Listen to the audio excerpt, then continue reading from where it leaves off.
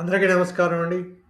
ఈసారి వీడియోలో 'చక్రవర్తి' చిత్ర బ్యానర్‌పై వచ్చిన 'మరో ప్రపంచం' ఈ చిత్రం గురించి మాట్లాడుకుందామండి. ఈ చిత్రం ఏప్రిల్ 10, 1970న విడుదలైంది. అలా నేటికి 56 సంవత్సరాలు పూర్తి చేసుకుందనమాట ఈ చిత్రం. 'చక్రవర్తి' చిత్ర ఈ సంస్థని అక్కినేని నాగేశ్వరరావు గారు, ఆదుర్తి సుబ్బారావు గారు స్థాపించారు.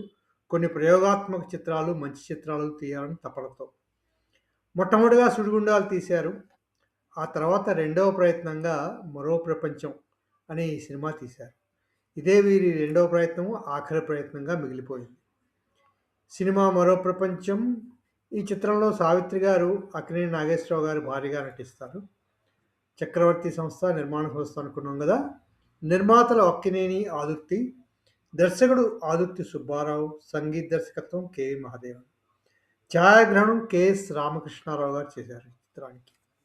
తర్వాత ఈ చిత్రానికి కథ బిఎస్ తాపా అనే ఆయన అందించారండి.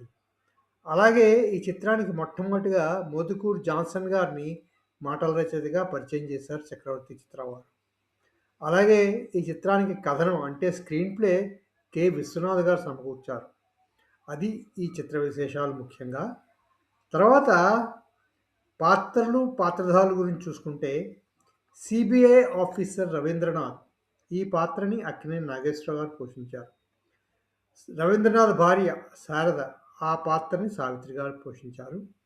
భరతమాత పాత్రలో జమున గారు కనిపిస్తారు. ఐజీ జగన్నాథరావుగా గుమ్మడి గారు, పేడా గాంధీగా మాడ, యువకుల నాయకుడిగా విజయ్ చంద్ర ముఖ్య పాత్రలు పోషించారు. అదండి పాత్రల విశేషాలు. ఇప్పుడు సినిమా కథ చూసుకుంటే గాంధీజీ శతాబ్ది జన్మదిన వేడుకల సందర్భంలో చాలామంది నాయకులు, సామాజిక కార్యకర్తలు చాలా సిద్ధాంతాల గురించి సందేశాలు ఇస్తారు. కానీ ఎవరూ కూడా నిజ జీవితంలో వాటిని పాటించరనమాట.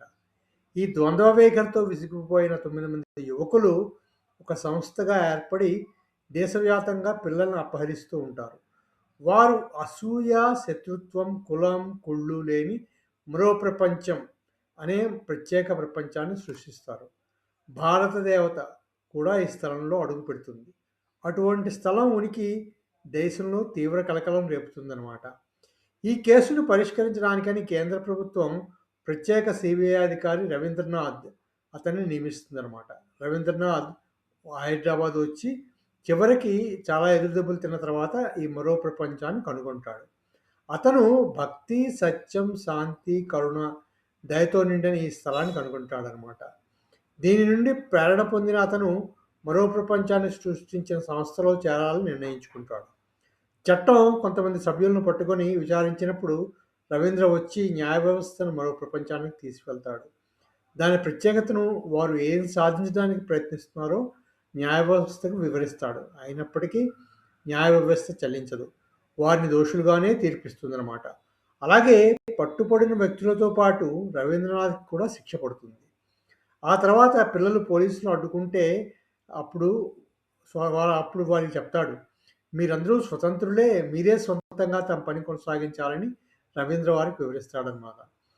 మొత్తం దేశాన్ని వేరే ప్రపంచంగా మార్చమని వారికి ఆదేశిస్తాడు. పిల్లలు మరో ప్రపంచం వైపు వెళ్ళడంతో సినిమా ముగుస్తుందండి. ఇది ఆ రోజుల్లో మరో ప్రపంచం అనే పేరుతో ఒక ప్రయోగాత్మక చిత్రంగా ఆదుర్తి, అక్కినేని తీసిన చిత్ర విశేషాలు. ఈ చిత్రం ఒక విధంగా చూసుకుంటే ఆ రోజుల్లో కొంతమంది నక్సలైట్ కథలా తీశారు అని కూడా అనుకున్నారు. అది ఈ కథ ఎలాంటిది అని చెప్పడానికి కూడా అదొక డిఫరెంట్‌గా తీశారు అక్కినేని, ఆదుర్తి.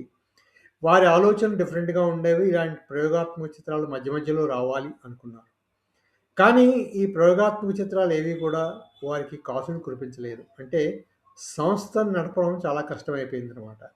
ఈ 2 చిత్రాలు 'సుడిగుండాలు' అలాగే తర్వాత వచ్చిన 'మరో ప్రపంచం' 2 కూడా ఫ్లాప్ చిత్రాలుగా మిగిలాయి.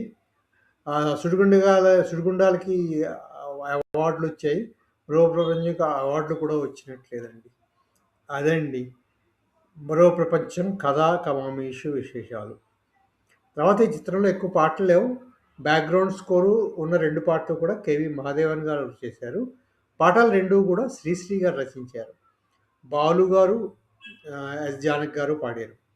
ఒకటేమో 'ఇదిగో ఇదిగో మరో ప్రపంచం' అనేది. ఇంకోటేమో 'అణగారిన బ్రతుకుల్లో'. ఈ రెండే పాటలు ఈ చిత్రంలో ఉన్నాయి. 2 పాటలు కూడా యావరేజ్ పాటలు. పర్వాలేదు. అలా ఉంటాయన్నమాట. అవండి. అక్కినేని, ఆదుర్తి తమ 'చక్రవర్తి' చిత్ర బ్యానర్‌పై తీసిన రెండవ ఆఖరి ప్రయోగాత్మక చిత్రంగా చెప్పుకోవచ్చు 'మరో ప్రపంచం' చిత్రాన్ని. ఈ వీడియో మీకు నచ్చితే సబ్స్క్రైబ్ చేయండి, షేర్ చేయండి, లైక్ చేయండి.